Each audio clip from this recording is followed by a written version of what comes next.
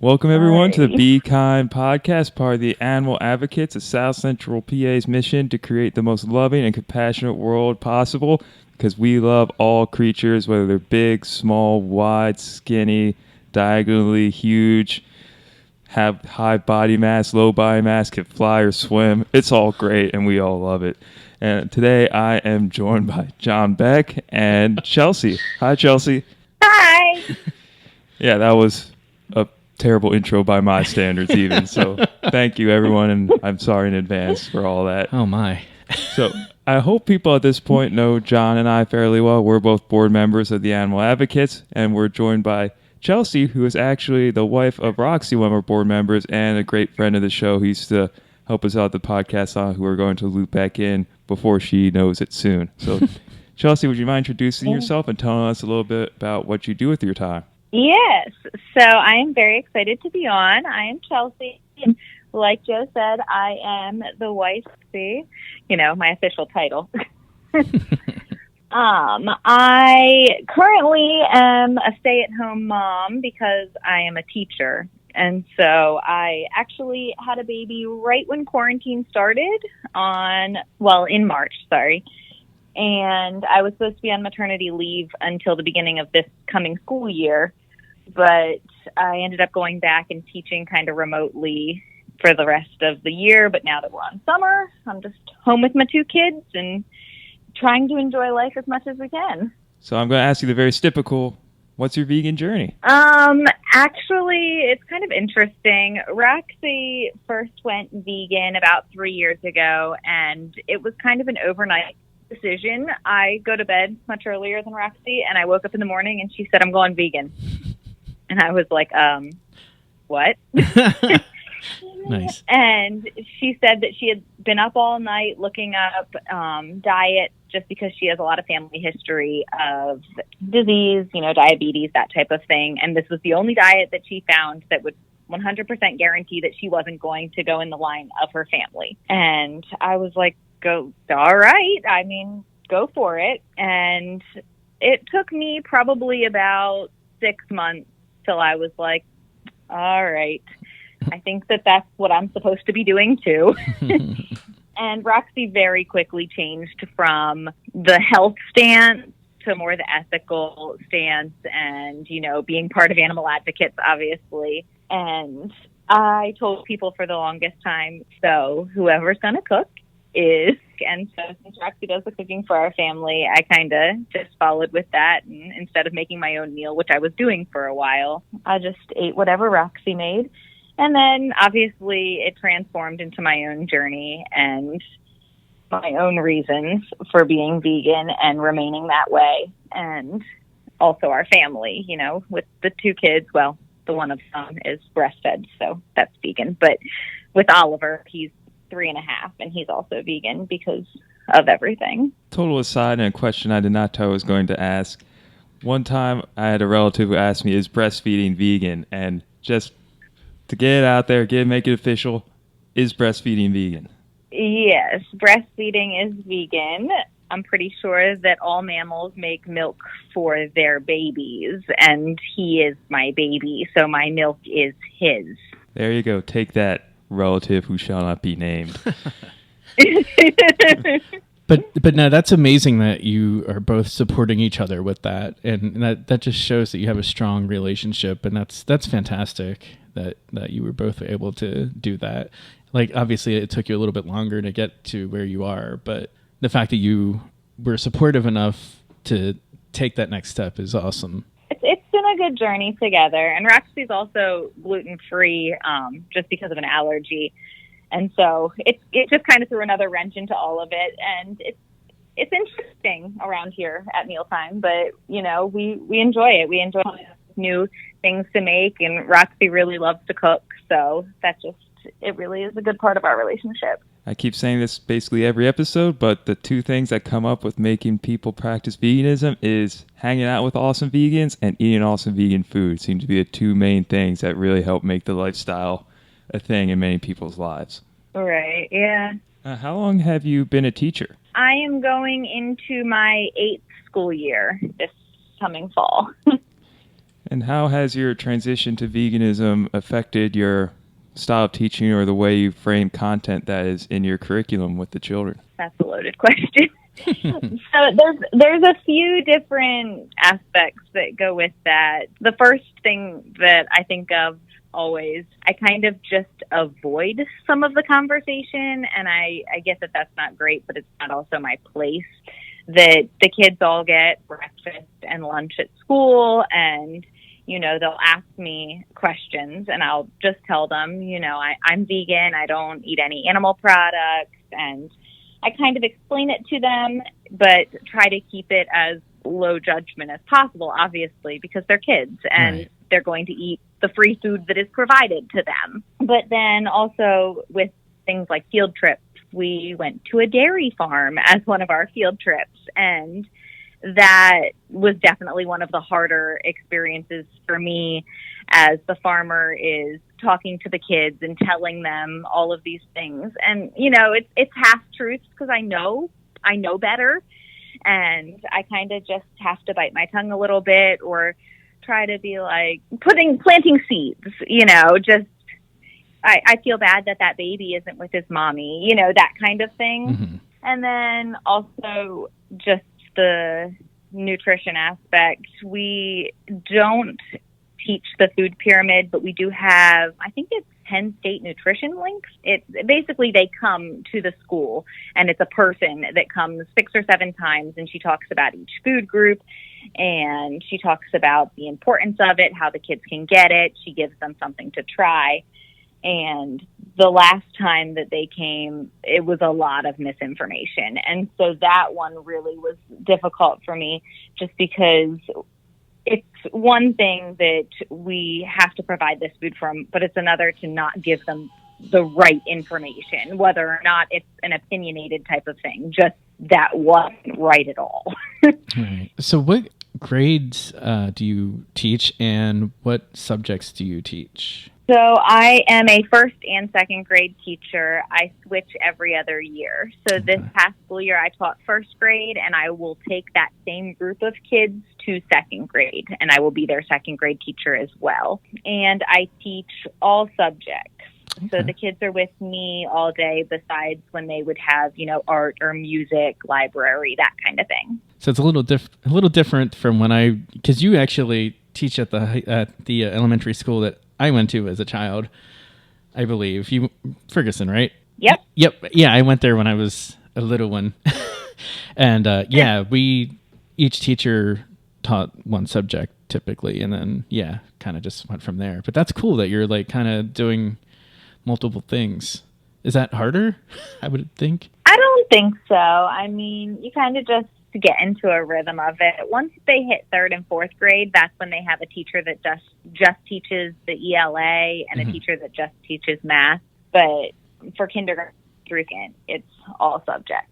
When you have these children for 2 years, I imagine you build up quite a rapport. Are there any success stories, or at least any germination of the seeds you're planting throughout these conversations in regards to veganism? I distinctly remember, I'm not even sure what I was teaching, but it transferred into writing, and they had to write about a zoo.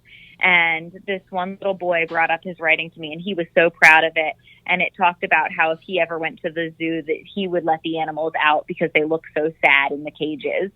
And I mean, I hadn't really said anything like that, but I was just like, oh, he gets it. Like, these animals, they don't belong there. Like, that's not their home. That's not the habitat where they're supposed to be. And I felt so proud. We'll talk about this for a second. It's kind of the elephant in the room, but what are your thoughts about opening back up in the schools for the coming year? What are your thoughts on that? Oh, that's so hard. It's so hard. I guess I just look to when we closed schools back in March, and, the number of cases and what our concerns were for the reasons why we closed. Mm-hmm. It was very unsafe, and they wanted to preserve lives, basically, that, we're not going to send students, we're not going to send these teachers. I get that a lot has changed over the last few months, but the coronavirus is still just as serious, if not more at this point, Right. and talking about sending the kids back and the teachers back, it just doesn't make any sense to me, I guess, that things are worse now, but we're going to send them back. And it's almost a slight of teachers that, you know, you're babysitters. You need to watch these kids because we need to reopen the economy and we need their parents to be able to go to work. And I can see that part too, Mm-hmm. but at what cost? I mean, we just know statistically that a percentage of kids will die, a percentage of Yep. adults will die. And I just can't imagine losing a student. Like, my number one job is to keep them safe, and Yeah. I know that I can't do that. And so there's no way that I could be okay with opening knowing that that's the cost.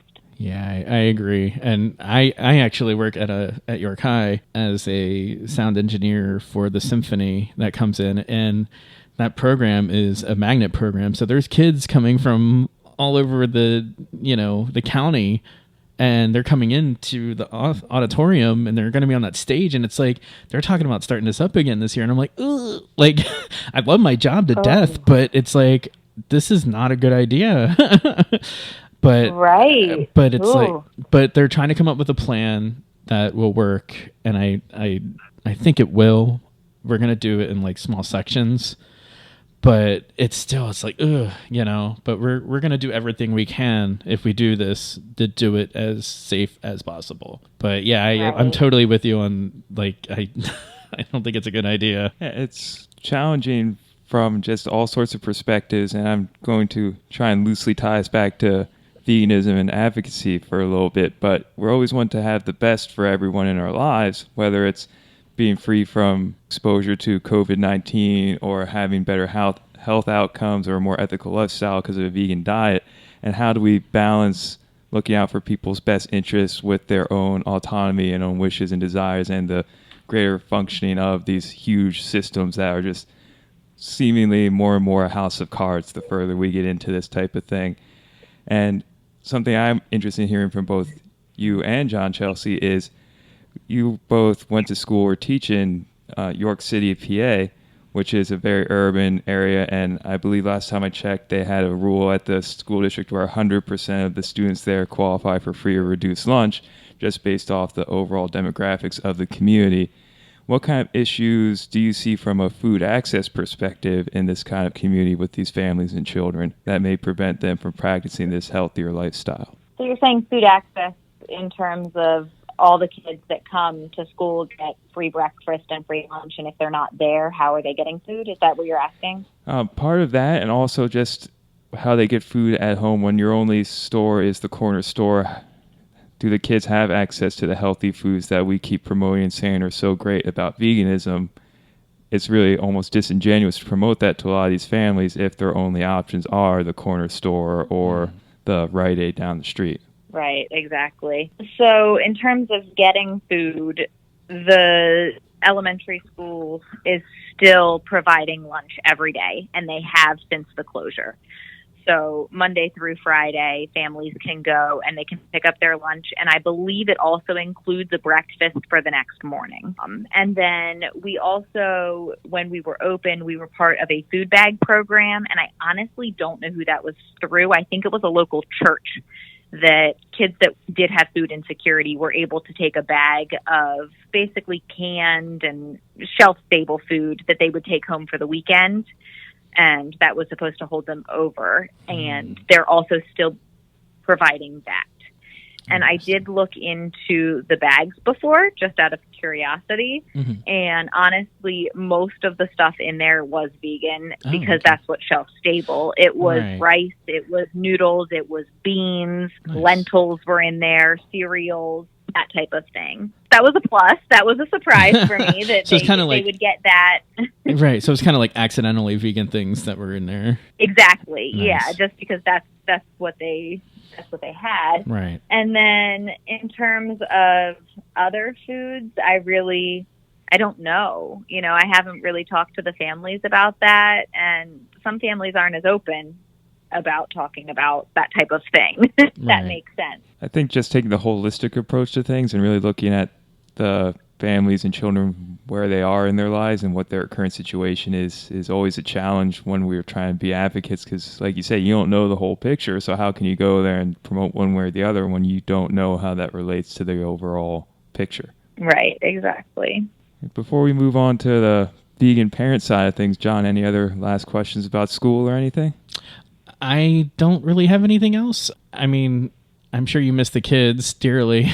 Oh, for sure. Yeah. Teaching through Zoom is just not quite the same, it's hard. It's really hard. Somehow a high five through a computer screen is not the same, right?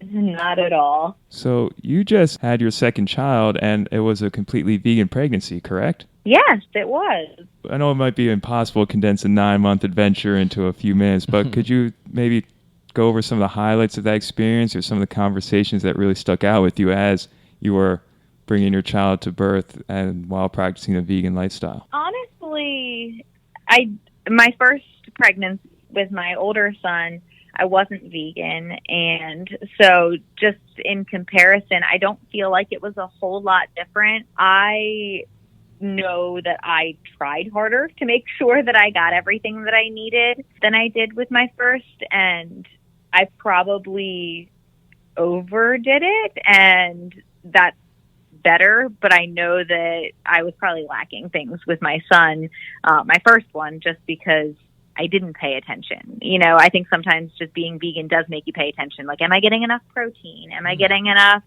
B12? Am I getting, that type of thing? Wow, so it really made you more self-aware then. Right. But in terms of like doctor's appointments and stuff, I'm not even sure that they knew that I was vegan. I don't think that they ever asked. I mean, my primary care physician does know, and I get my blood work checked regularly, and everything was fine. But just tracking and knowing, I have eaten enough fruits, I've eaten enough vegetables, I've gotten my protein, and just being aware of it was really the main difference between the two pregnancies. That's so interesting, because when you're not vegan, no one comes up and asks you, hey, where do you get your protein? Or how are your iron levels? Where's your vitamin A? No one does that when you're not vegan. But the second you tell someone you're vegan, all of a sudden you need to have all these answers in your back pocket. Right. And you Right. start practicing veganism, and then you start asking yourself those questions and really making it a priority in your life. And almost, it sounds like it made it an improvement, and now you're much more self-aware of your nutritional requirements. Right. And I would venture to say that I'm more aware of it because of breastfeeding than I was because of pregnancy, and that's just a personal thing. When you're pregnant, your body's kind of growing the human, and it's not as connected for me. But with breastfeeding, I know that I am directly giving him his food source, and that's all he gets. And so now I'm even more meticulous. I enter it into my app and make sure that I've gotten everything I need, because I don't want him to be missing something. It sounds like you're not being so aware and self-conscious of your nutritional requirements because you're inherently nutritionally deficient as a result of being vegan, but more just so that there's more of a possibility because you have more of a limited diet, or that you're just more deliberate in your food choices now? Yeah, I'm definitely more deliberate in my food choices. That's the right answer. And Oliver is, you mentioned, 3.5 now? Yeah. So he's had probably some chances to interact with other kids or be out there in the world a little bit. How is it raising a son vegan? It's definitely something that we have to think about ahead of time. We have to prepare. So when he was going to his preschool, we would get their menu for the week, and we would pack his breakfast and lunch, and we always tried to match it. So if they were having, chicken tenders and corn, we would buy him the Gardein tenders.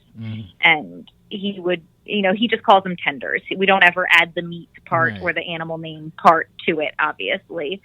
But we try to make sure that we match it. Or if he's going to a birthday party, we always send a cupcake so that he can participate. But I will be honest, there's a few times where we just didn't anticipate, and he's had some disappointment, and we have to kind of talk about it, and we debrief, and we always offer whatever it was that he wanted at a later time.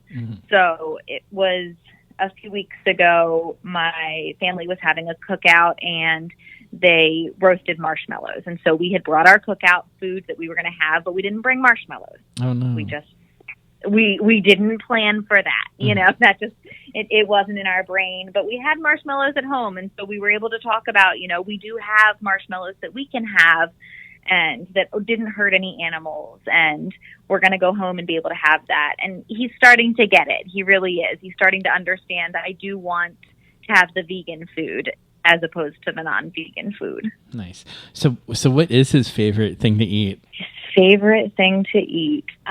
Definitely pancakes. I'm with him on that. He, anytime we have tempeh, for some reason, he just does not care for tempeh. He loves tofu. Tofu is one of his favorites, but we had tempeh for dinner last night, and so my wife actually made him pancakes, and I love you so much, Mommy. Thank you so much for making me pancakes. That's great. Probably mostly so he didn't have to eat the tempeh, but... Vegan pancakes, shockingly easy to make. Yes. Not nearly as complicated as it sounds. No, and we always throw in some flax, make sure you get some fat in there. With kids, I don't know how much media you expose them to, but a lot of the kid shows and books are very anti-vegan messages in terms of how they portray farmed animals and nutrition and things like that in general. How do you manage that aspect of child rearing? He honestly doesn't get a whole lot of screen time. We really try to limit that in general. And the time that he does get, he really has his things that he likes, and they don't have a whole lot of mixed messages. I mean, there's things that he sees, but he just tells us that things are different. Like his toys for his toy kitchen, like the pretend food. You know, there's eggs in that. And we were going to throw them away. And then we were like, okay, no, there's a lesson here. And if he does use them as food, if you ask him what it is, he'll tell you it's bean egg, because that's what we call just egg, and He likes just egg. So he'll tell you it's bean egg. Or if he brings you something, if it's a hot dog, he'll tell you it's a veggie dog, or you know, it's a piece of tofu. It's never what it was marketed to be. And so I think just because he's not exposed to it, even if you see it on TV or in the media, he doesn't think that way. That's not where his brain goes, because that's not what he knows. Using the carnist propaganda machine against itself. I like it. I like it too. Exactly. Well, those are all the main questions I have. John, do you have anything else? I don't have anything else, honestly. I mean, you pretty much answered everything I had, and you're awesome. So, yeah. Well, thank you very much for having me. I appreciate it. Oh, it's been our pleasure. Any final words for the good of the order? I don't think so. Stay safe. Wear a mask. Just do it. Yes. I have an awesome mask with a cow on it, and it's so cool. Makes me very happy. There you go. All right, and if anyone out there has any questions for us or Chelsea, just send us an email at bekindpodcast@gmail.com, and make sure you subscribe to us on Google, Apple, or Spotify, or all three. Thanks, everyone. Have a fantastic day.